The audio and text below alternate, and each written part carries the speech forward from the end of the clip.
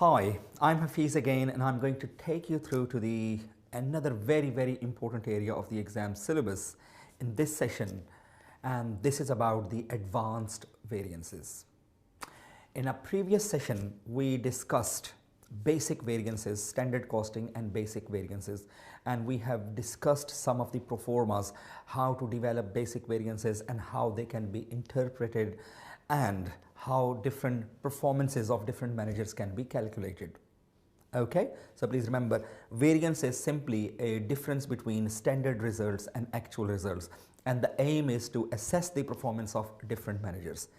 Let's have a look at the advanced variances in this session. Okay, there are 4 advanced variances which are part of the syllabus. Planning and operational variances, mix and yield, material mix and yield variances, sales mix and sales quantity, and sales market share and market size variances. Okay. The overall aim, why are we interested to develop advanced variances? Now keep in mind, advanced variances are not any unique or new variances.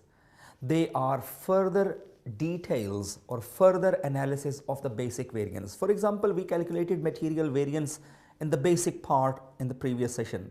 Okay, we are going to analyze the same material variance into more details. So advanced variances reflect more in-depth knowledge of the variances. And why do we want to know more detailed information or knowledge from the variances? Simply because we believe any variance we calculate must be realistic. So advanced variances are an attempt to make variances more realistic. Okay, more realistic means that we should judge managers their performance on the basis of controllability principle. Realistic idea is this: if they have done hard work, we should reward them. If they have tried their best and their policies were good, we should appreciate their efforts. And if somebody has done a lazy job, we should criticize them. Fair enough. Also, variances must be fair. They should not be prejudiced or involved with anything which is outside the control of the managers, because a number of times it happens that when we calculate the variances, managers simply do not accept being unfair. That we have tried our best, results were good as far as our part was concerned, variance report is simply unfair because you are looking into external elements. Okay? Variances must be acceptable to the managers, whether it's a good performance or bad performance. Managers at least can say, yes, this is what we have done. Last but not the least, when we calculate the variance, it's not just a blame game to criticize the managers, but the aim of the variances is to apply this result, apply this variance report in the future plans.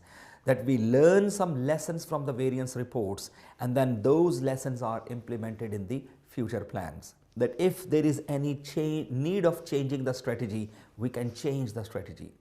If there is any improvement to be made in the budgets, we can make improvement into the budgets. If there is any need of improvement into actual results, we can improve our actual efforts. So the idea of the variance analysis is to learn lessons from the past and then to make our future better.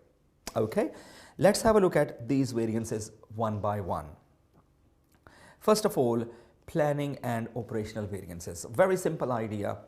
Planning and operational variances can be calculated for both materials and labor depending upon the choice of the examiner. Okay. In the last session, we had discussed basic variances. Basic variance works in this way, that we had original standards and then we had actual results. Remember, line number 1 was the standards and line number 3 was the actual results. And the difference between original standard and actual results was giving us normal variance analysis or basic variances. Basic variances. Advanced analysis is this: that right from the beginning of the year to the end of the year, because there is a huge time gap between the start of the year to the end of the year, and a number of fluctuations might have occurred between original standard to the actual results. For example, remember I said variances must be realistic, variances must be acceptable and fair, okay, and they should help us in future plans. Here is an example. For example, when the original standard was drafted, at the time of original standard, for example, labor rate was, I'm just assuming, $6 per hour. This was the standard labor rate at the time of original plans. When we looked at the actual results, labor rate in the actual payroll system shows $7 per hour, which reflects that we paid workers $1 more than the original standard or original plan. And in a traditional sense, it looks like an adverse variance because plan was to pay $6 and we actually paid $7, so it's overspending by $1 in traditional sense. But what if the HR manager doesn't seem to accept this result or this variance, and the HR manager says it is unfair calculation? Why unfair and why unacceptable? Because the HR manager brings to our attention that sometimes during the year, between the time of original standard and actual results, somewhere during the year, March, April, May, June, any time during the year, the government had revised minimum wage rate from $6 to $7 per hour. If the minimum wage rate gets revised from $6 to $7, do you think we can still blame the HR manager to pay, personnel manager to pay $1 more? Because the relevant department will be saying, because now it's the law, as per law we have to pay the employees or any workers $7 per hour. So I didn't do anything wrong if I paid $7 per hour. So in my view, there is no variance. I have simply followed the government law. Government law was $7 and I paid $7. So in reality, manager is actually criticizing the accountants. Manager is actually criticizing the finance team that this standard seems to be out of date. This original standard seems to be expired, and this standard doesn't seem to exist in a way that if I had paid as per the plans of the accounts department $6 per hour, I would have been probably in trouble, because I cannot go against the government law. I have to follow the laws. So the standard seems to expire, not my practice. My practice is as per market forces. My practice is as per local laws, okay? And that makes basic variances slightly unacceptable. That probably it doesn't make sense if we are comparing out of date standards with the actual results. So the advanced analysis is this. Advanced analysis is this. We develop the original standards at the beginning of the year. With the passage of time, if there are any changes which occur over the time period, and the changes are external, okay? External changes mean any local laws, change in local laws, okay? Sales tax rate, VAT rates, or interest rates, or minimum wage rates. Or if there is any price and demand fluctuations, supply and demand forces, they are working around as well. If there are any changes in the market.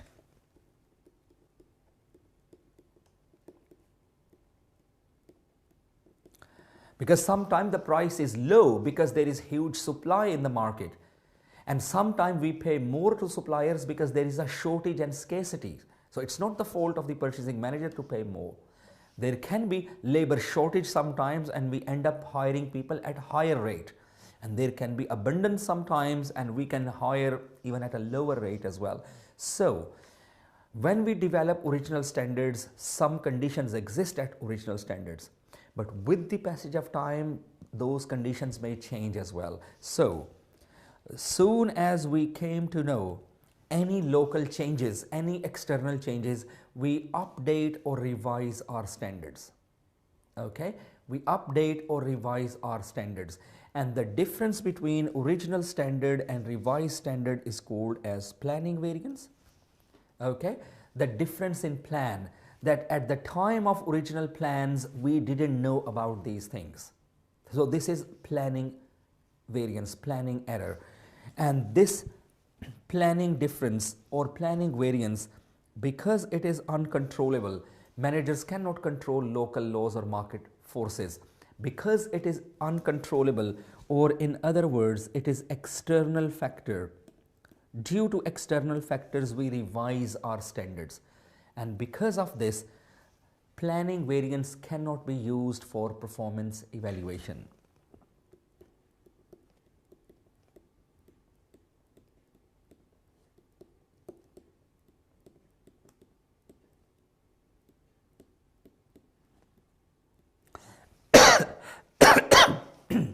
Excuse me. Planning variance cannot be used in performance evaluation because planning variance occurs due to external or uncontrollable changes or factors. Once our standards get revised, once our standards are up to date, then up to date or revised standards get compared with the actual results, and this difference is called as operational variance. Operational variances are used in performance evaluation.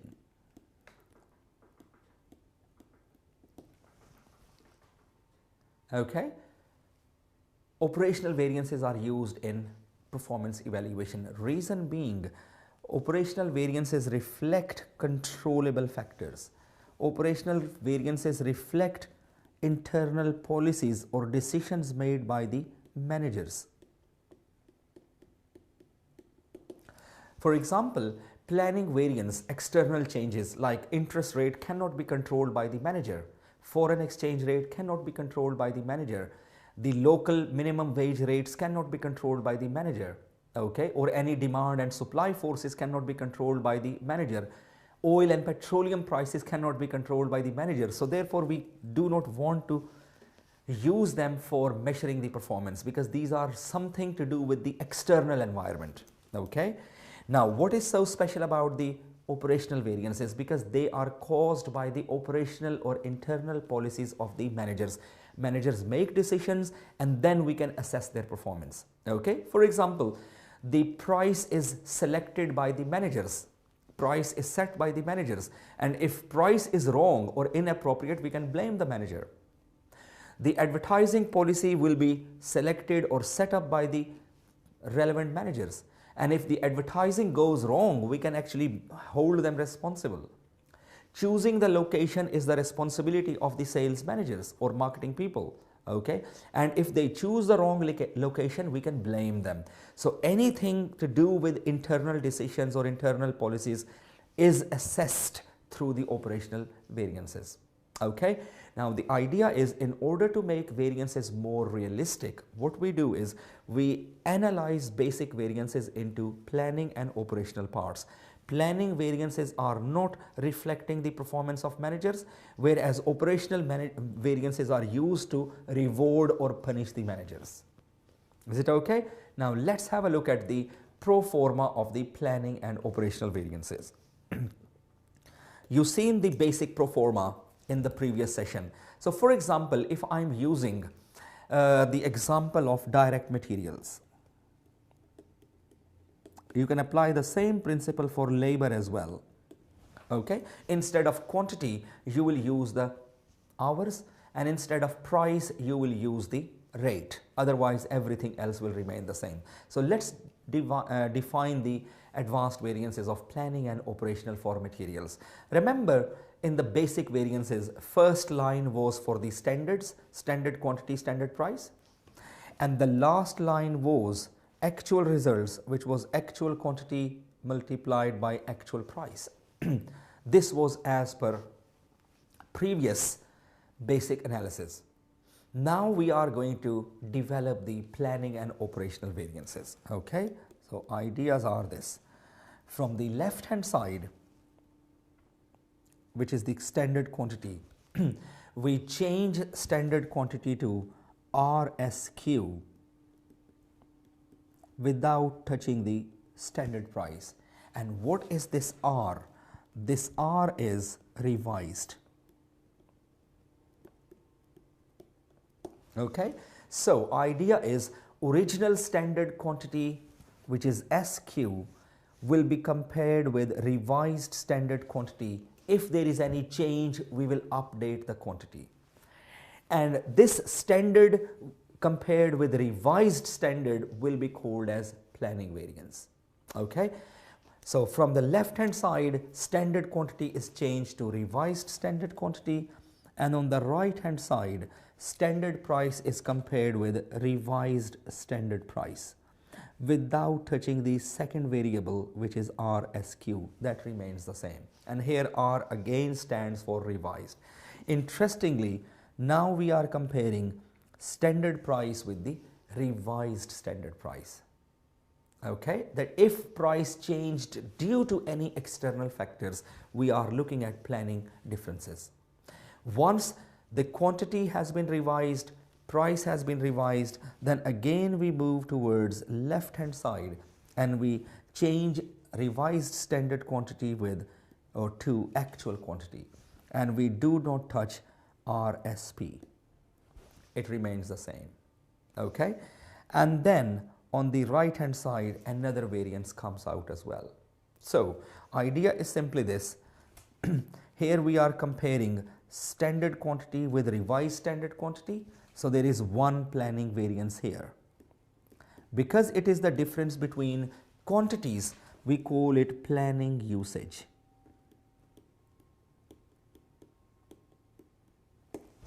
Lines 1 minus 2 give rise to planning usage variance.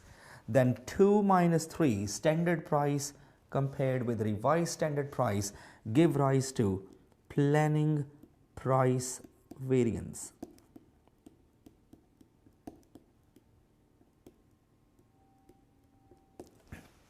Okay.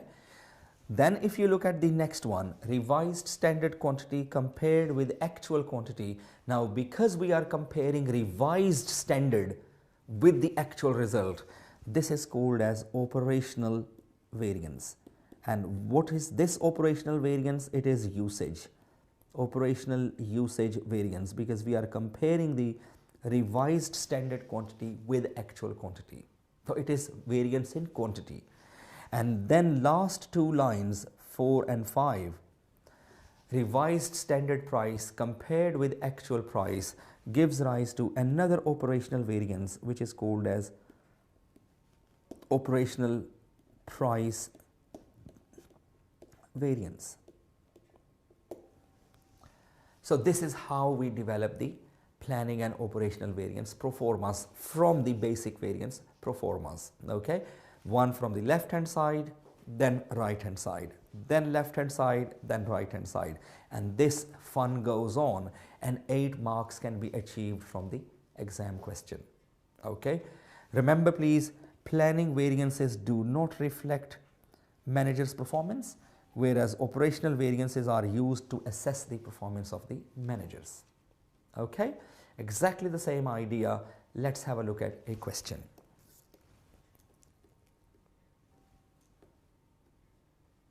Example number 1, called performance. Standards are given 3 kilos per unit for $5 per kilo. Then actual results are given output, actual output or units, then actual usage kilos and actual cost. Required, prepare variances using basic variance analysis and assess whether the purchasing manager and production manager individually have done a good or bad job.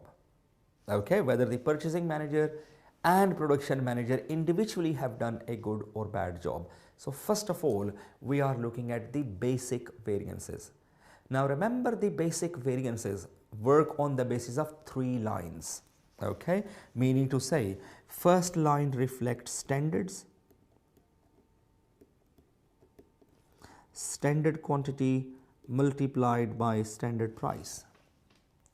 Then the last line is actuals, actual results, which is actual quantity multiplied by actual price. And remember, from the left hand side, standard quantity is replaced with actual quantity without touching the standard price, and we end up with quantity and price variance or usage and price variance without any revisions. No revisions have been made. Let's put the numbers into this pro forma. Standard quantity was 3 kilos and standard price is $5 per kilo. Actual quantity is given, which is 38,000 kilos, and standard price is $5. And actual quantity times actual price is the actual cost, which is 195,500. Now remember, the first line is multiplied by actual production. Okay, first line is multiplied by actual production. Otherwise, if you don't multiply this by actual production, your answers will be funny, that you will be comparing $15, 3 times 5 is 15. You will be comparing $15 with thousands of dollars, and it would be meaningless variance.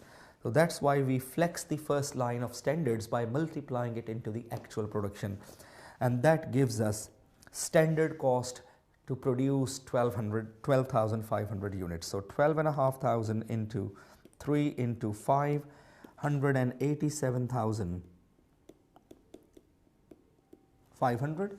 Line number 2 is, I think, $190,000, and line number 3 is already there. So this is the usage variance. First variance is usage and second variance is price. So usage variance is, I think, 2,500 negative or adverse, and the price variance is negative $5,500, and being negative, it is also adverse. Okay, so now it looks like, as a result of basic variances, both managers individually have not performed well, meaning as a result of this, company lost $2,500 from the bad usage, and company has lost $5,500 of money as a result of the bad purchasing policy. Okay, this is something like the original analysis. Okay, right? Let's see how this analysis changes. This example 1 continues. After further consideration, the standards have been revised to reflect changes that have occurred over time. The revised standard usage is now expected to be 3.1 kilos due to a poor harvest leading to poor quality material inputs. Because the material quality was slightly poor outside the market, therefore they had to revise the original standard quantity from 3 to 3.1 kilos. In addition, due to adverse movements in the exchange rate, the material cost have changed. It is now expected that each kilo will cost $5.15. Prepare an analysis of variances into both planning and operational elements, and then assess the performance of the managers, production and purchasing individually.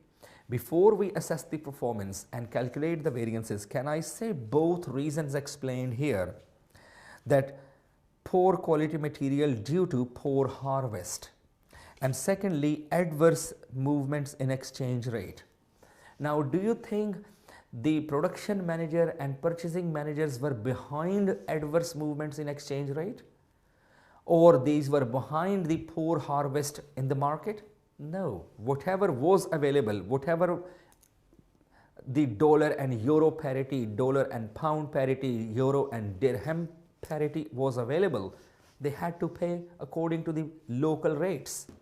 okay, today's rates.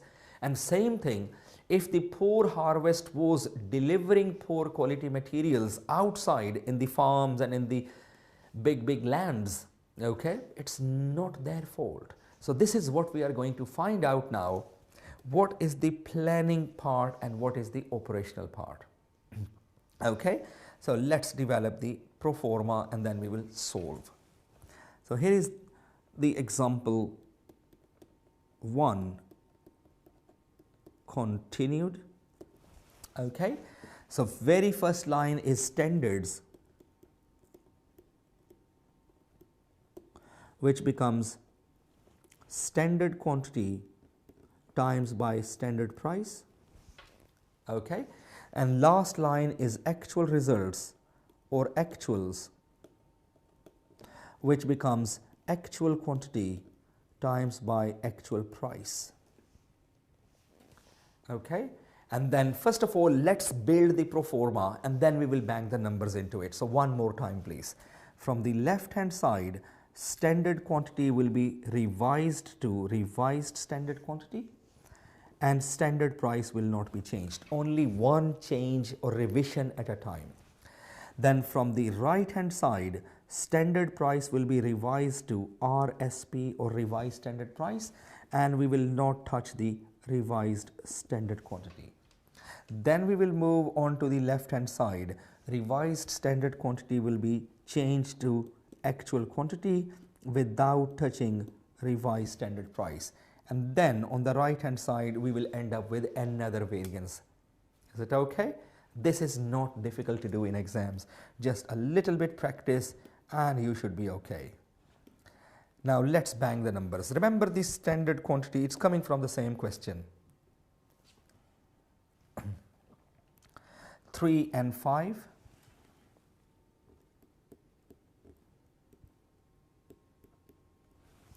Okay. Revised standard quantity is 3.1 kilo and this remains the same, $5. This is RSQ, which is 3.1 kilos is the same, and revised standard price is 515. Actual quantity is 38,000 kilos given in the question and revised standard price is 5.15, and answer to the last line was already given, 195,500. And remember the first line is multiplied by the actual production, which was 12,500 units produced in this period. So here is the first line, which is 187,500. Okay. Now you would notice something. Line number 1 is like this and line number 2 is like that. So here is, you probably have noticed that if we end up multiplying first line by 12,500, we've got to multiply the second line by 12,500 units as well. Or remember please, whenever the standards are given or revised standards are given for 1 unit, always multiply that 1 unit into actual number of units produced to flex the results. That comes to 12,500 into 3.1 times by 5, which is 193,750, something like that. Then the third line will be multiplied by 12,500 units again. Okay, otherwise variances will not come out in like to like situation. 12,500 into 3.1 into 515 comes to 199,563 rounded off.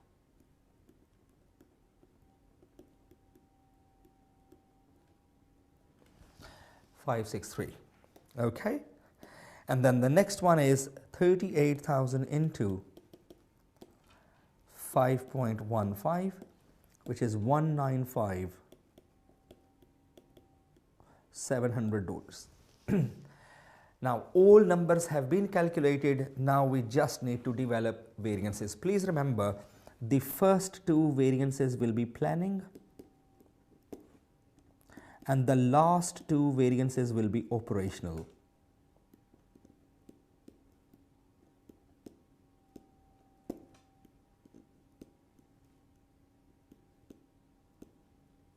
Okay, so remember, how do we calculate material variances? The first variance in material is usage, second is price.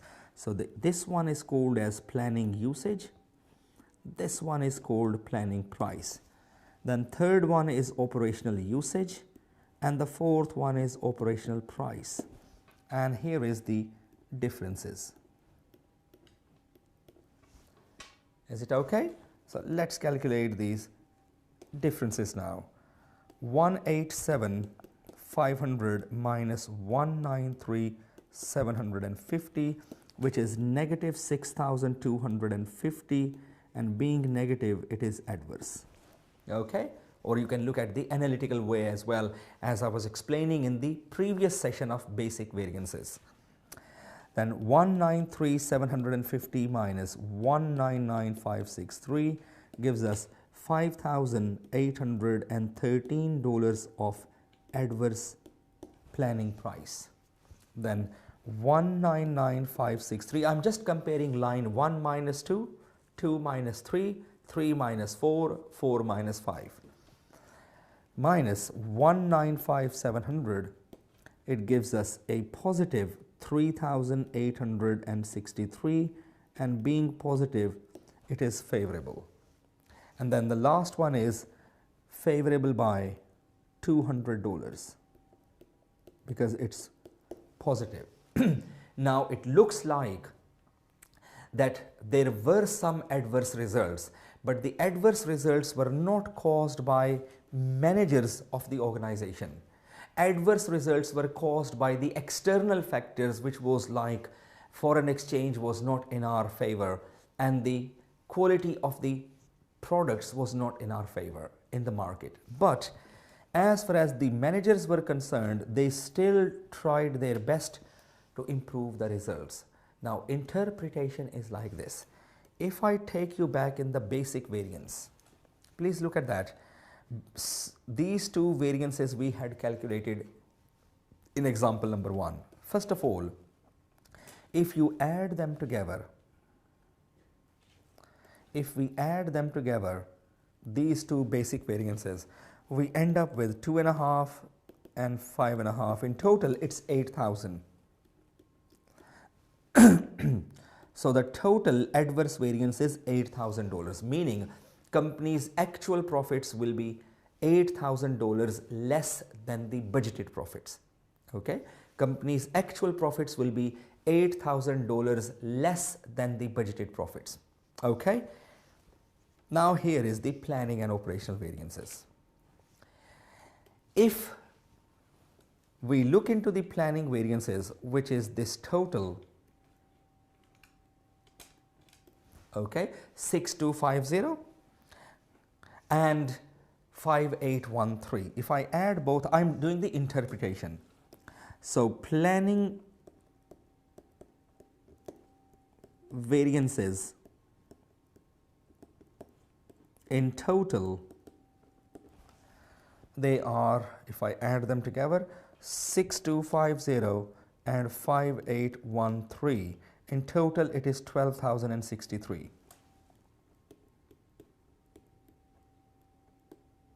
Okay, and it is adverse. So first of all, let's understand the total. Now the meaning of this $12,063 adverse planning variance is that the company would have lost $12,063 due to the adverse external conditions. Company's total profits would have been less by $12,063 due to adverse market conditions or foreign exchange situation, but the actual reduction in profits or actual loss was only $8,000. Okay, company didn't lose $12,063. Company's profits actually went down by $8,000 only. So can you not see a little bit of saving? 12,063 minus 8,000, that gives us 4,063. That if it was not due to the production manager and purchasing manager, company would have lost more money. But company didn't lose more money, company lost less money, and due to the positive efforts of the production and purchasing manager, company managed to save 4,063, which is the sum total of your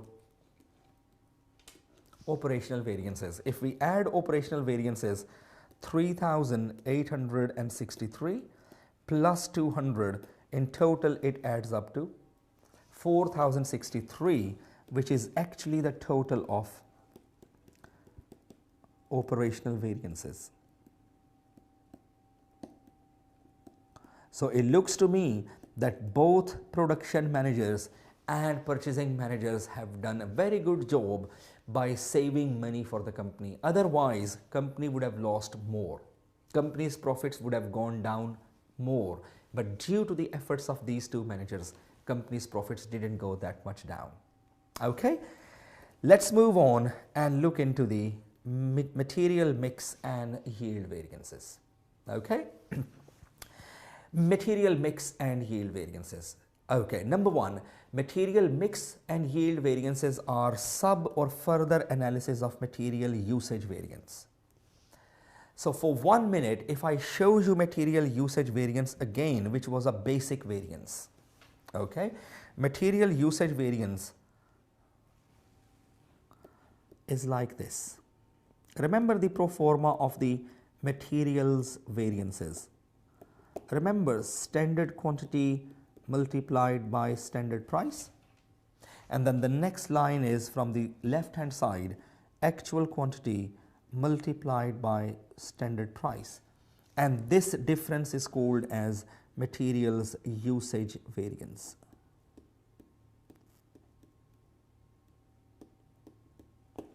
This difference is called as quantity or usage variance. This usage variance is further analyzed into mix and yield variances. When do we analyze usage into mix and yield variances? Number one, they are applicable not everywhere, they are only applicable in certain manufacturing environment where number one, two or more materials are used to produce a product. Okay, chemical A is mixed with chemical B to produce paint. Ingredient A is mixed with ingredient B to produce a drink, okay, or one mineral is mixed with another compound to produce a medicine, something like that. And number two, these material inputs are interchangeable to some degree. Mix and yield variances are not analyzed in every single industry. We can only analyze them wherever material inputs are interchangeable. For example, if you think about the textile industry, when you buy any garments and you look at the price tag or wherever the prices are or the different tags are displayed, does it show you the composition or nature of the fabric? Does it tell us whether the things I'm wearing, are they made up of wool, or the fabric is cotton, or the fabric is polyester, or the fabric is a mixture of cotton and polyester, or it's a mixture of cotton and wool? I think yes. Okay, we know different things. So idea is, if there is 50% cotton and 50% wool, okay, what if the company wants to change the nature of the product for some reason? Production experts advise that increase the cotton component and decrease the polyester. So increase cotton by 10% and decrease polyester by 10%. Then it works. For example, in a cup of tea, if 90% is water and 10% is milk, and we want to decrease water and put more milk, meaning add 5% more milk and decrease 5% water, it works. Chemicals, pharmaceutical, agricultural or fertilizer industries, they are very much good examples. Paint industry, they are very good examples of inputs when inputs may be interrelated to each other. But I don't think anybody would like to use or recommend the management to use mix and yield variances in every industry. What if I'm working for a computer manufacturer? My company is producing computers and assembling the computers. Do you think I should advise my management to use material mix and yield variances? What do you think? Oh no, I think you got my ideas. There is no way I can advise my company to put one extra hard drive and remove the RAM. I mean, in textile group it's possible. Put more cotton and remove polyester. Put more cotton and remove wool. Put more water and remove some milk. It is possible in some industries, but I don't think you would be recommending your top management to throw extra tire in the car and remove the engine. It doesn't work in every industry, okay? These are the reasons in certain industries. Now, what is the aim of mix and yield variances?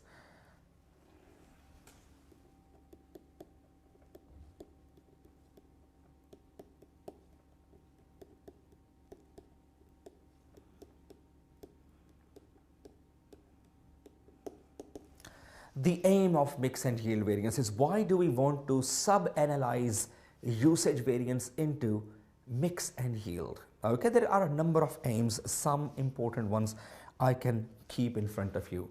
First reason is, if we will put more water and less milk, if we will put more cotton and less polyester, can we see impact of changing the ingredients on the cost? Because every ingredient has a different value. Cotton may be more expensive than polyester. Polyester may be cheaper than wool. Okay, I'm not the textile expert, but I know every ingredient has a different value. So we want to see that if we are changing the ingredient mix, what would be the impact of this change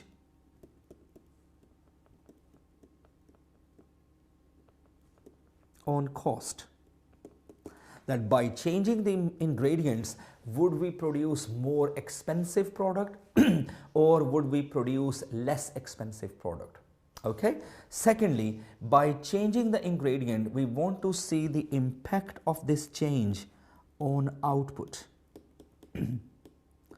That if we put more chemical A and less chemical B, by doing this, have we produced more units of paint or we produced less units of medicine, any industry? Okay, so because the reason is, every ingredient, every material has different level of wastage, different level of evaporation, different level of loss or spillage. So when we change the ingredient mix, we actually identify we may produce more than expected output, we may produce less than expected output, and this is what we want to see. Last but not the least, we also want to see that when we change the original formula of the product by putting more of A and less of B, has it improved the quality or has it not improved the quality? So impact of this change on quality. So by looking at the customer feedback, we can identify whether the quality has improved. By looking at the sales revenue structure, we can see whether the quality has gone up or gone down, or by looking into the volume, we can see whether we are selling more units after the change or we are selling less units after the change.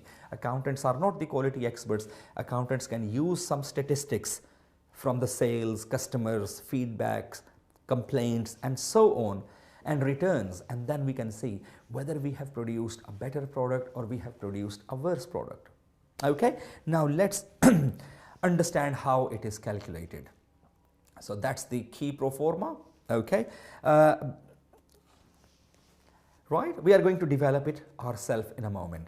By the way, we are only focusing on mix and yield variances, okay, because the material price variance has been covered in basic variances in a separate session. And secondly, price variance is not part of the syllabus. Price variance is the basic variance which is not part of the syllabus. It is a complete pro forma including price as well, okay, meaning to say the sum of yield and mix will give us the usage and then price. So usage and price, but we want to analyze usage variance into mix and yield So there is no need to calculate price variance. We will if you want, okay? It's not going to make much difference. We can calculate by spending another 3-4 minutes, but price is a basic variance which is not in the syllabus, okay? How do we develop is this. Very first line is always standards, remember? Okay, at the moment, just forget about within the brackets.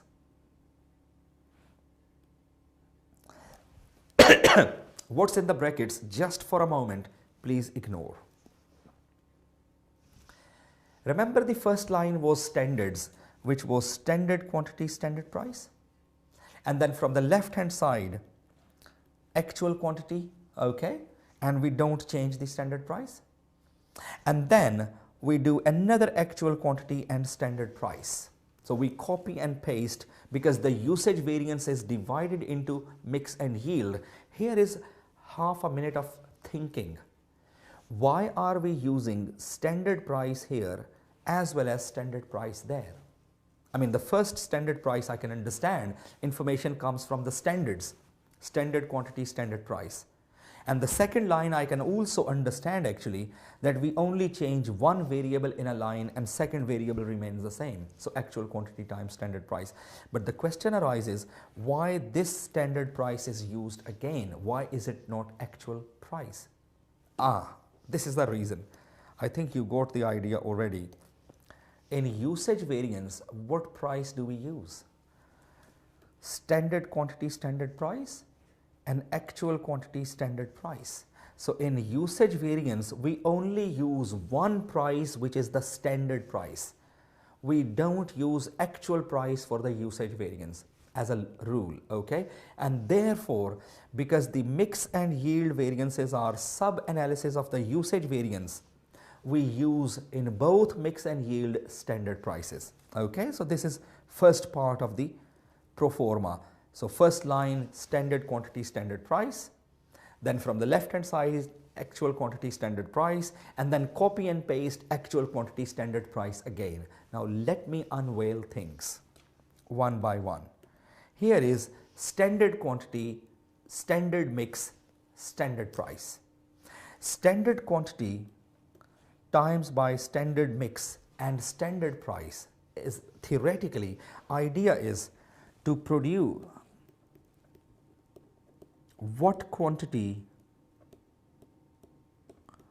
should have been used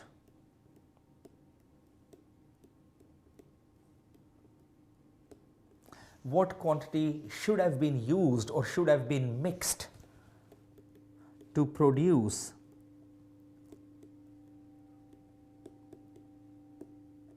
actual output. In order to produce actual output, what standard quantity should have been used to produce actual output? And the next one is actual quantity at standard mix, meaning what quantity should have been used from the actual ingredients, okay? And lastly, actual quantity into actual mix is simply actual quantity which was actually used, actual quantity which was actually used in this period, okay? Now I can tell you standard mix, actual mix is how ingredients were actually mixed, and SM simply reflects this SM or this SM, standard mix. SM simply reflects original composition of materials, meaning, for example, we are producing paint, and in order to produce paint, we mix 2 liters of A with 3 liters of B. Now this 2 liters of A and 3 liters of B is the original formula of the paint, which is actually called as standard mix. So standard quantity at standard mix into standard price, actual quantity, standard mix into standard price, actual quantity, actual mix into standard price. And if you fancy, we can do the price variance as well afterwards, which is actual quantity into actual price. Okay, let's have a look at a question, and I suppose with the help of numbers you would be able to better understand the pro formas. Here is example number 2. Requirements are calculate material price, mix and yield variances. Okay. First of all, let me read information and explain to you the pro forma. Dalgleish manufactures a fertilizer by mixing three chemicals, which are A, B and C. So three chemicals are mixed to produce this output, which is fertilizer, finished good. And the following standards apply. What standards apply? That we mix A, B and C as per the standard formula or standard mix, you can call it. This is like standard mix. We mix 70% of A with 20% of B and 10% of C, which is the standard mix. And the standard cost or price per ton is given. Okay, A is the cheapest one, B is slightly more expensive, and C is the most expensive one. $20 per ton, $30 per ton, $50 per ton. During the process of mixing, a process loss of 10% is regarded as the standard. Meaning, if we put 100 tons, we expect to get 90 tons of output. If input is 100 tons, output is expected to be 90 tons. Okay, in a week, 855 tons of fertilizer were produced and inputs were as follows. Okay, in a specific week, week number 1, 2, 3, 855 tons of fertilizer were actually produced, which is the actual output, and the inputs were as follows. How much of A, B and C were actually mixed, what were the actual prices and actual costs. So when all information is there, now let's build the pro forma. Okay, right. So example number 2. Okay, mix, yield and price variance. So first of all, let's set up the pro forma. First line is always standards, which is standard quantity into standard mix into standard price, standard quantity at standard mix into standard price, and then from the left hand side it would become actual quantity at standard mix times by standard price. Okay, now here is understanding. What do we mean by standard quantity at standard mix and actual quantity at standard mix? Let's go back to the question. Okay, standard quantity at standard mix is this. In this week, the company produced, if I remove everything else, just focus on what I'm talking about. In this week, company produced 855 tons. And we are also given in mixing process, we expect to lose 10%. Meaning, what I'm trying to say is, if 100 tons give rise to 90 tons, if we mix 100 tons, we get output of 90 tons. Is it okay? Please keep following me. What if I tell you, we have produced 855 tons. In order to produce 855 tons, how much of material we would mix? And this is called as standard quantity. This is called as the first line of standard quantity. That in order to produce 855 tons, how much of total material we should have mixed. So if I use the basic concept, 855 divided by 90%, it gives me 950, okay, which is simply 855 times by 100 divided by 90, like basic algebra. I get 950. So 950 is the standard quantity. 950 is the standard quantity. So first of all, I can do it here. 950 tons should have been used in this period. Okay. Now there are three chemicals. So for A, 950, sorry, if I can put it in the right place, standard quantity is 950. But because there are three chemicals, A, B and C. So it will be 950 times by 70%. SM is 70% of A. Standard mix of B is 950 times by 20%, and C is 950 times by 10%, and then multiplied by their prices, which are $20 per ton, $30 per ton, and $50 per ton. So in this whole thing, this is what you really need to develop. If you can develop the very first line, standard quantity, standard mix will be given to you anyway, standard prices will be given to you anyway, okay? We can easily develop first line, standard quantity, standard mix into standard price. Now we are looking at the second column, okay, which is the actual quantity at standard mix multiplied by standard price. Okay, right? Actual quantity at standard mix. Let me show you. So if I remove all this rubbish from here, actual quantity, can I say this is the actual quantity? That they mixed A, B and C, okay, right? And actual quantity to produce 855 units or tons was 1000 tons. So total actual quantity was 1000 tons. And let me show you the AQ at SM. That there are three chemicals A, B and C. We used 1000 tons, 1000 actual quantity multiplied by 70% is the standard mix of A, 20% standard mix of B and 10% of standard mix of C. Meaning to say, if out of 1000 tons, actual tons, 70% was coming from A, how much of A we should have used, how much of B we should have used and how much of C we should have used. Multiplied by standard price 20, 30 and 50, and that gives the answer to the line number 2.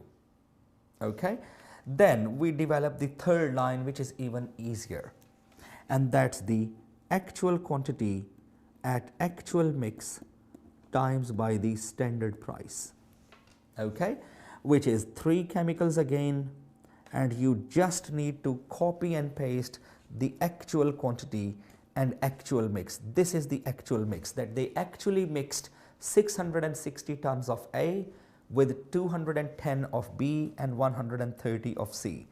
So 660,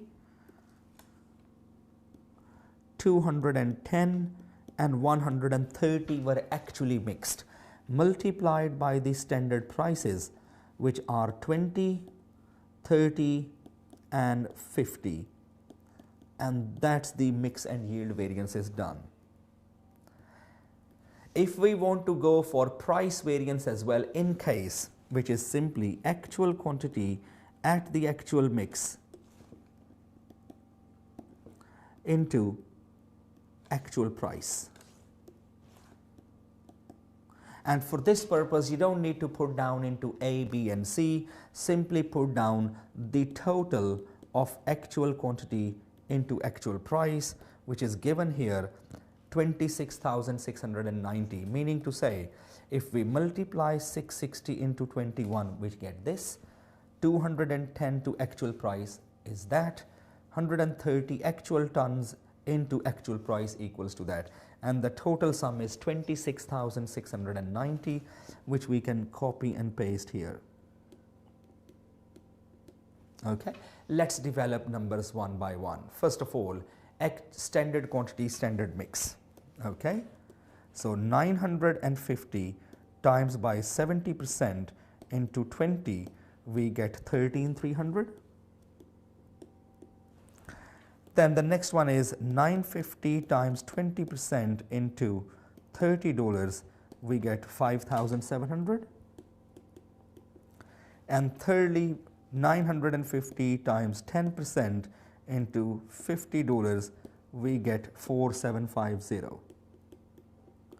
And in total, we get 23,750. This is the total of standard quantity at standard mix into standard prices, because there are 3 materials, so we need to see the totals. Now here is the second line. 1000 into 70% into 20, which is 14,000. Then the next one is 1000 into 20% into 30, which is 6,000. And the third one is 1000 into 10% into 50, which is 5,000. And in total, it is $25,000. There is another total for the second line. Now here is the third total for the third line, which is 660 times by 20, which is 13,200. 210 into 30, which is 6,300. And the third one is 130 into 50, which is 6,500. And in total, we end up with $26,000. Okay? Once we have sorted out and organized the numbers, now the difference between lines 1 and 2 totals gives us yield variance, okay, which is 23,750 minus 25,000, which is negative $1,250, and being negative, it is adverse, meaning our actual yield was less than the expected yield, meaning we produced less units than expected. Okay, and 25 minus 26, the difference is called as this negative 1,000, which is adverse mix variance. Okay, and the difference between 26,000 and 26,690, there is a negative 690, and that's called as adverse price variance. And job done. Okay, why is it adverse mix? For example, if we want to discuss some interpretation, why is it a negative mix or adverse mix? Simply because we have used more of the expensive ingredient and less of the cheaper ingredients. So by using more of the expensive ingredient, okay, by using more of the expensive ingredient, I mean, I can show you. We used 6,500 of C, we should have used 5,000 of C. Okay, so we used more of the expensive ingredient.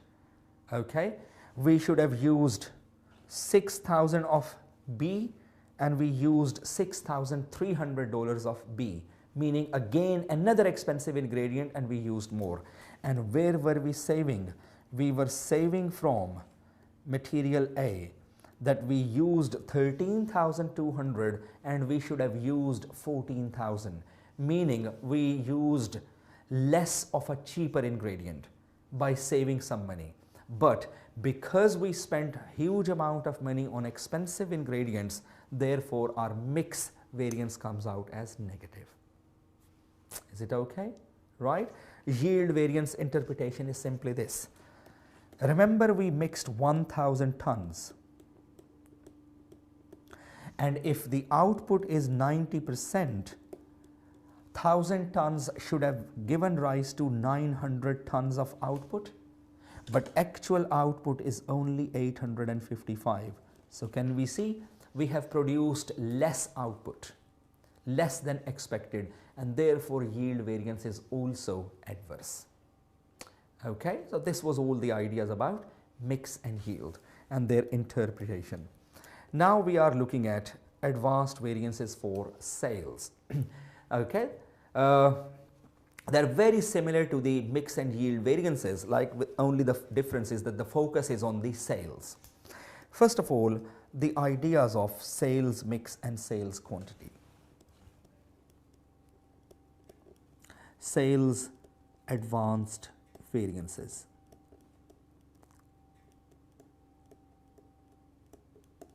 Okay, first of all, these advanced variances for sales, these are subdivision of a basic variance for sales, which is called as sales volume variance. Sales volume variance is sub-analyzed into sales mix,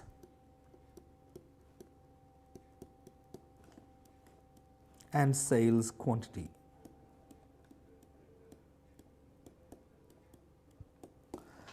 Okay, sales volume variance is further analyzed into sales mix and sales quantity variances. And when do we analyze sales volume into mix and quantity? When number one, two or more type of products are being sold by the company, and these two products are interrelated to each other to some extent, meaning customer goes to buy product A, but the sales advisors recommend to buy product B because of the extra features or something, and we end up buying product B. And if the sales mix is changed, the overall impact goes on the profit. Sometimes we make more profits by one piece of advice, and sometimes we make less profits by another advice. Okay, how are they calculated? Is this pro forma. Okay, let's have a look at the sales mix and quantity. First of all, sales mix variance.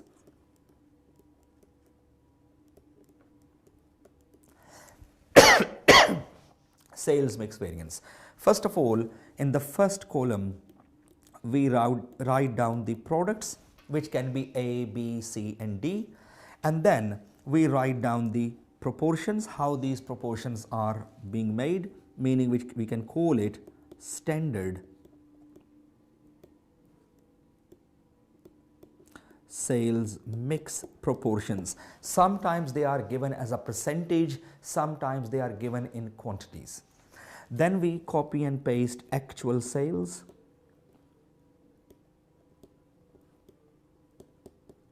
units, and then we develop standard sales mix from actual units. That if actual units were sold on the basis of standard sales mix composition, how many units we would have sold. And the difference between actual sales mix and standard sales mix gives rise to sales mix variance in units.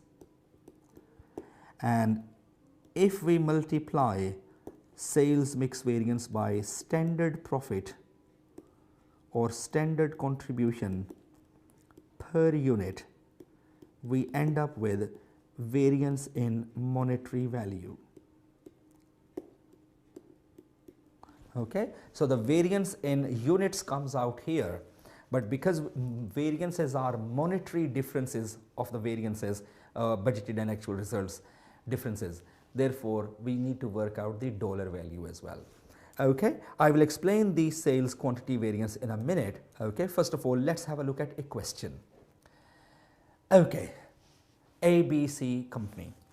ABC company budgeted sales of 10,000 units and the budgeted sales mix was 2 to 3. Okay, for product X and Y respectively. So before I move on, I can start picking up the information. We are given there are two products, one is X and second is Y, and we are given their plan is to sell X and Y in the proportions of 2 to 3.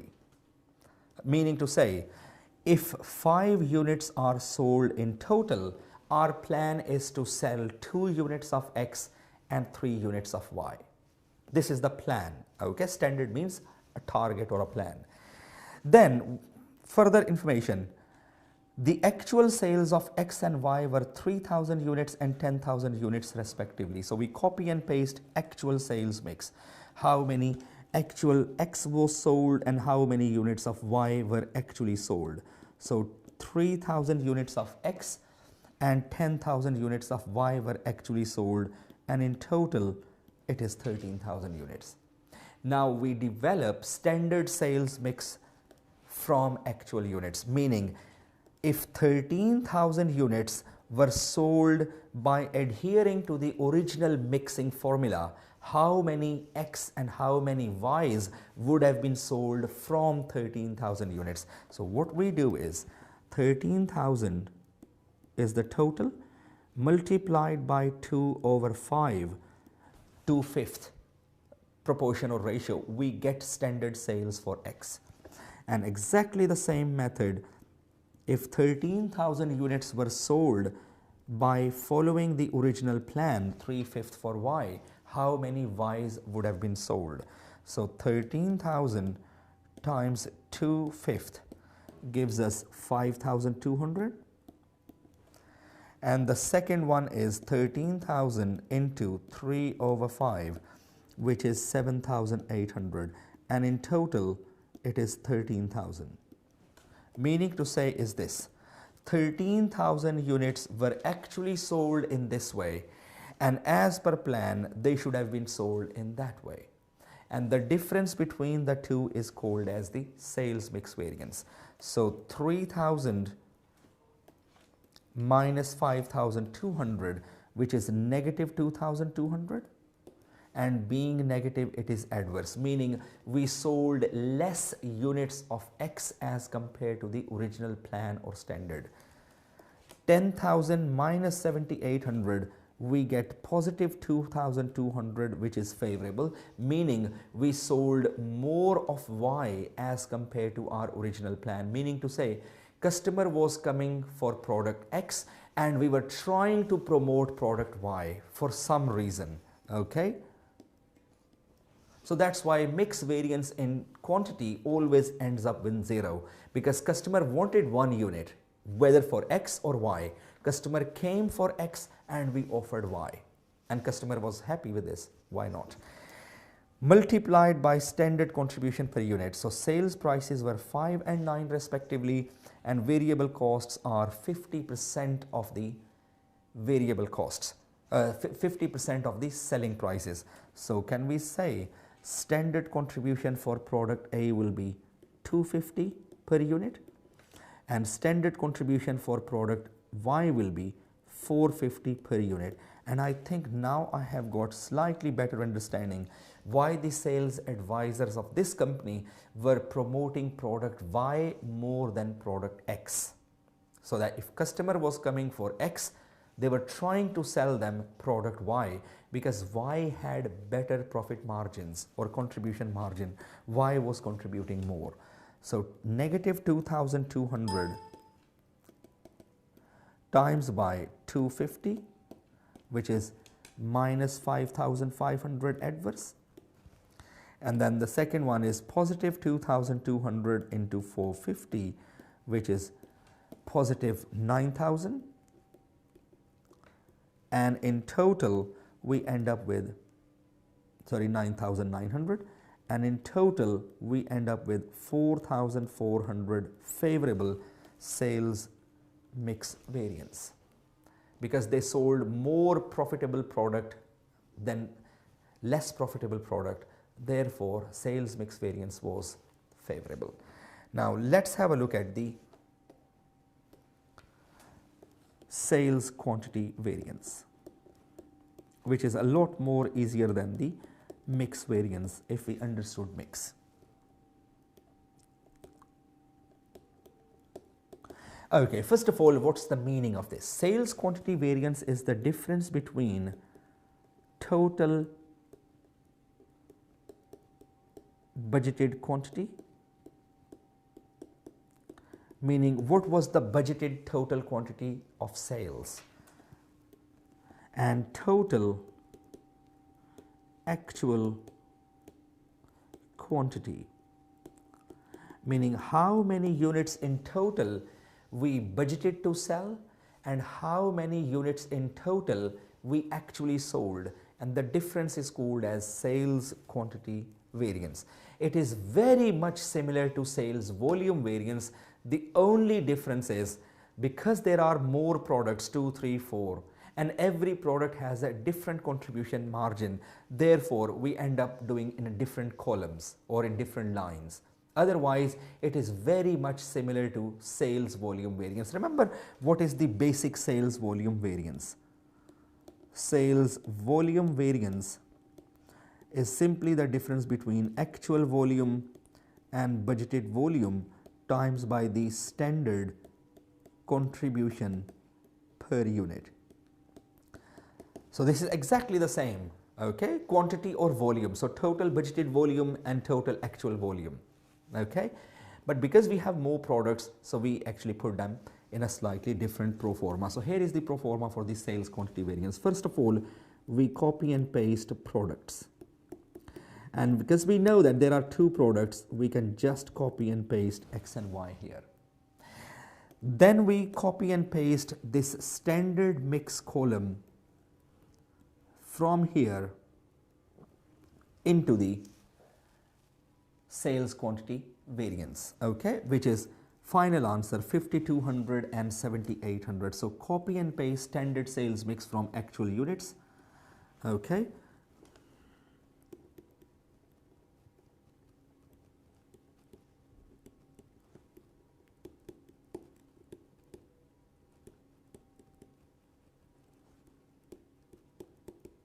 Okay, which is 5200 and 7800, and in total it is 13,000 units. Okay, now we copy and paste budgeted sales mix or budgeted sales units.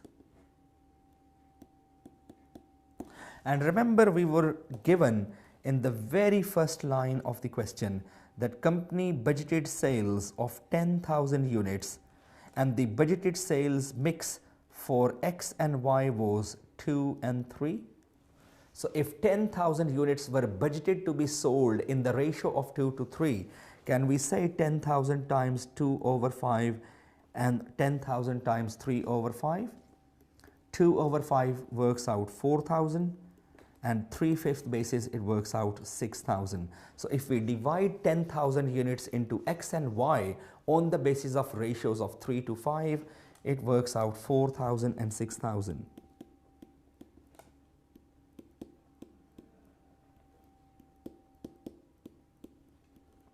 And in total it is 10,000. Now the difference between standard sales mix and budgeted sales mix or units is called as sales quantity variance in units, which is this 5200 minus 4000 is 1200 favorable. They sold more than budget. And 7800 minus 6000, it gives us 1800 more units than budget. And if we add them together, it adds up to 3000 units. And you know what is this 3000 units? It is actually the definition of sales quantity variance. Okay, and why is it the definition of sales quantity variance?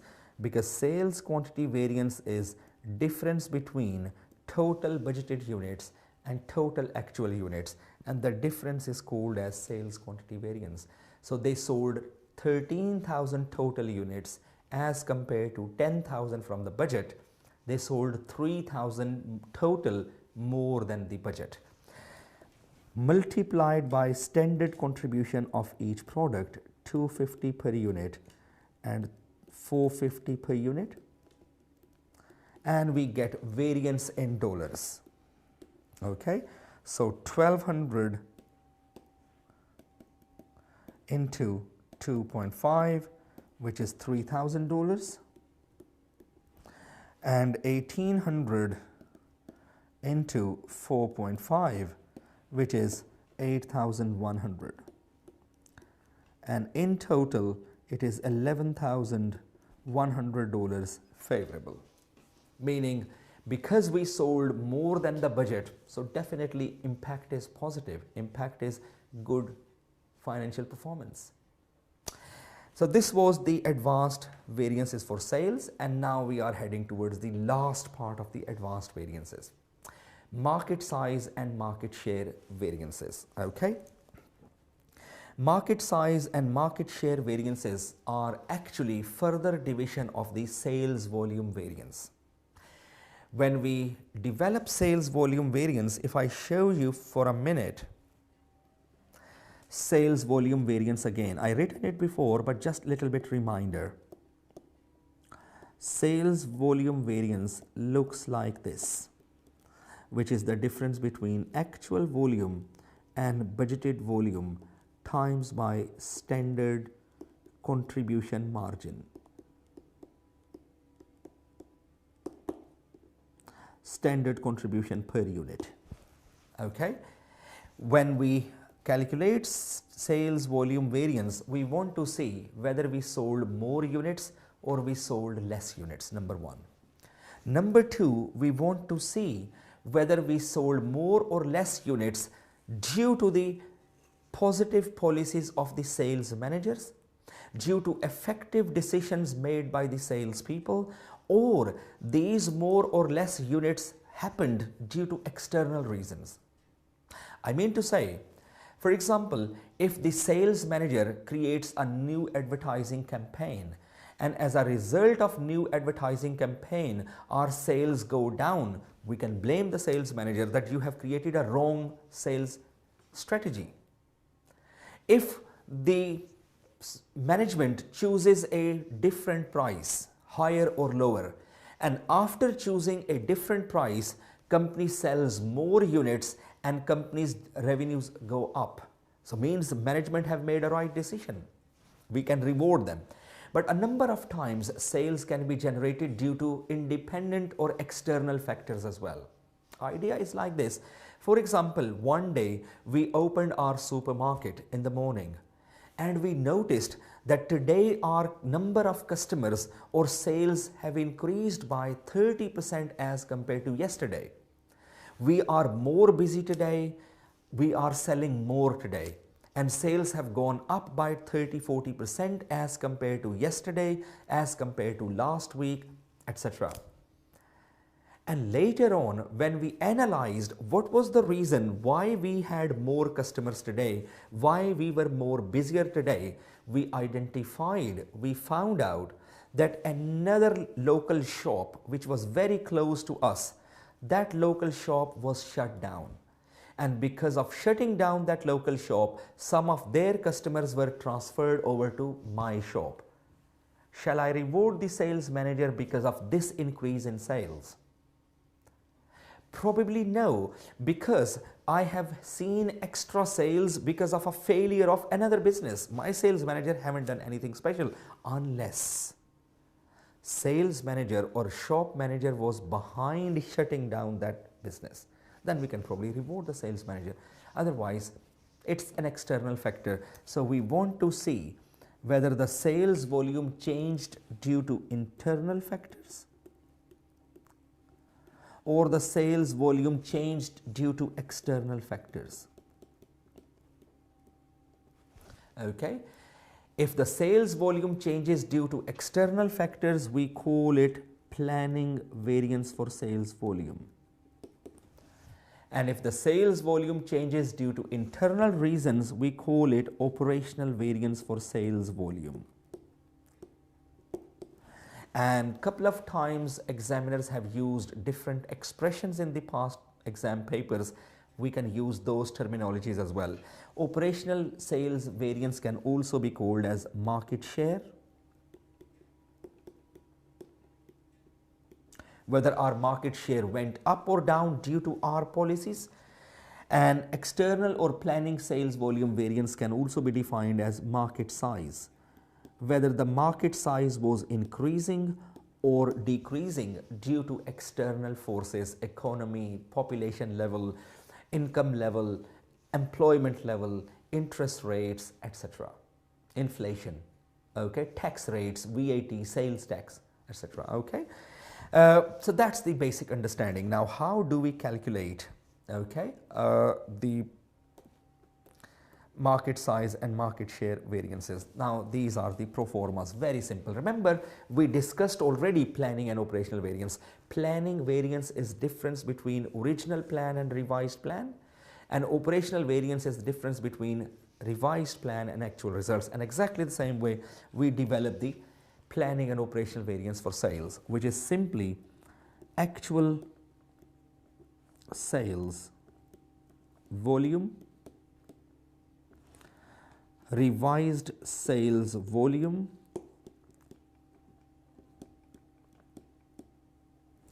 and budgeted sales volume.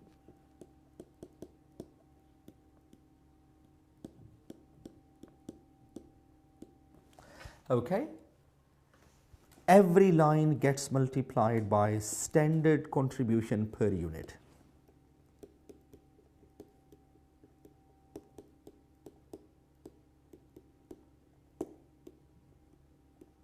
Standard contribution per unit. Okay? Now the difference between original plan and revised plan is called as planning, and the difference between revised results and actual results is called as operational. Or planning variance is also called as market size, and the operational variance can be called as market share. Let's have a look at an example. Coffee Limited. A company producing caffeinated drinks has noticed a slump in the market due to public being made more health conscious lately. In the past, the company has always had a market share of around 5% in the local market, meaning if total units sold in the market were 100, we were selling around 5 units. The total market volumes recorded by the Department of Trade and Industry last year were 5 million units, which has recently shown a slump of nearly 10%, meaning the total market has gone down by approximately 10%. The following are the extracts from the financial records relating to its product. Budgeted sales volume given 250,000, budgeted selling price is 10, variable cost is 4, so 10 minus 4 is, no, I know it is 6, contribution per unit, okay? Actual volume is 240,000 and the actual selling price is $9 per unit. Requirement is calculate sales price and sales volume variances, which are basic, and basic are not part of F5, but sometimes examiners bring 1 or 2 marks from past papers as well. I mean to say previous paper from F5 will be F2, so maybe they will bring something from F2, okay? Market size and market share, which are the advanced variances. So let's have a look at basic variances first, and then we will look at proper advanced variances. So sales price variance is the difference between actual price and standard price multiplied by actual volume. And sales volume variance I have written down many times before, which is actual volume minus budgeted volume into standard contribution margin, okay, standard contribution per unit. Now the numbers we have seen, actual price was 9 and standard price was 10. I mean to say, okay, that's the actual selling price and that's the standard selling price, multiplied by actual volume, which is 240,000 units, and that gives us a variance of $240,000, and it looks like it is adverse. Number one, it's negative, and number two, actual price was $1 short than the budgeted or standard price. We lost money through price. Sales volume variance is difference between actual volume, which is 240,000 units, compared with budgeted volume. As per budget, it was 250,000 units, times by the contribution margin, I suppose, which was $6 per unit, 10 minus 4, and that gives rise to sales volume variance, which is $60,000 adverse, because we sold 10,000 units less than the budget. And because we sold 10,000 units less than the budget, sales performance is adverse. Now let's analyze this sales volume variance into market size and market share.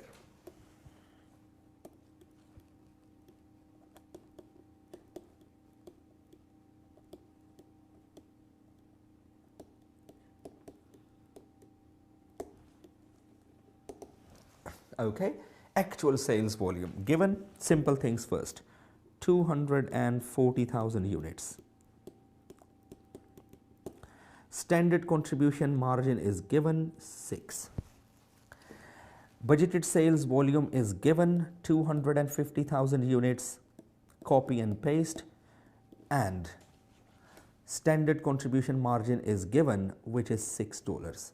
$6 I can copy and paste here as well. Only one thing I need to develop, which is the revised sales volume. Now here is the revised sales volume. Original sales volume was 250,000 and the market went down by 10%, meaning our revised sales volume will be 10% less than the original volume, which makes up, I think, 225,000 units. And now we have got all three lines. Okay, so 240 times by 6 equals to $1,440,000. Second line is 225 into 6, which is $1,350,000. And the third one is, I suppose, $1,500,000. The difference between lines 1 minus 2 gives rise market share or planning variance, okay, which you can see the difference, okay, and I suppose it is positive $90,000, which is favorable, okay, which is favorable, whereas lines 2 minus 3 is market size, which can also be called as operational variance for sales volume, and I think it is adverse by $150,000. And interestingly, if you combine planning and operational variances or market share and market size variances, 150 is adverse and 90 is favorable. So the sum total of the two, do we not get the same answer as 60,000 adverse? 150 adverse, 90 favorable. So sales department lost $60,000 of sales from the sales volume, but it was not purely the fault of the sales people. The company would have lost $150,000 due to external reasons, but company managed to save $90,000 of the sales. So sales performance of the sales managers was actually very good. So this was all about the advanced variances, which was kind of a long session. Best advice is read your study material, textbooks, and then watch my session one more time, very slowly. You can forward it, rewind it, watch it, okay, at your pace, couple of more times even, okay, today, and then maybe after 3-4 days you can watch it again, and you would really reinforce these formulas or proformas and understanding of the variances, and I hope things will be a lot better. All right, so take care, all the very best. I'll be waiting for your feedback. Goodbye.